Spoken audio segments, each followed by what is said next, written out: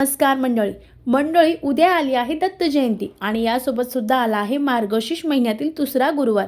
मग अनेकांना प्रश्न पडला आहे की आम्हाला दत्त जयंतीचा दरवर्षी उपवास असतो, पण यावर्षी मार्गशीर्ष महिन्यातील गुरुवार आला आहे, उपवास करावा की नाही आणि यासोबत जो उपवास आहे मार्गशीर्ष गुरुवारचा तो उपवास सोडावा की नाही, अनेकांना प्रश्न पडले आहेत। चला तर जाणून घेऊ।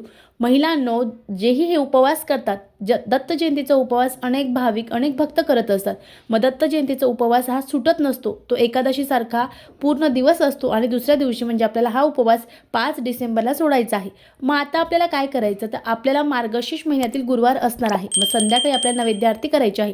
नैवेद्य आरती करताना आपल्याला काही जे उपवासाचे पदार्थ आहेत, भगर, उसळ किंवा राजगिराचा शिरा जो आहे तो नैवेद्याला ठेवायचा आहे आणि त्यानंतर ज्यांनाही दत्त जयंतीचा उपवास आहे त्यांनी तो आपल्याला फराळाचं म्हणून खायचं आहे आणि दुसऱ्या दिवशी आपल्या दत्त जयंतीचा उपवास सोडायचा आहे।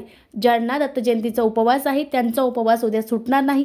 काहीतरी फराळाचे पदार्थ घ्या, खा आणि त्यानंतर दुसऱ्या दिवशी 5 डिसेंबरला तुम्ही उपवास सोडू शकतात।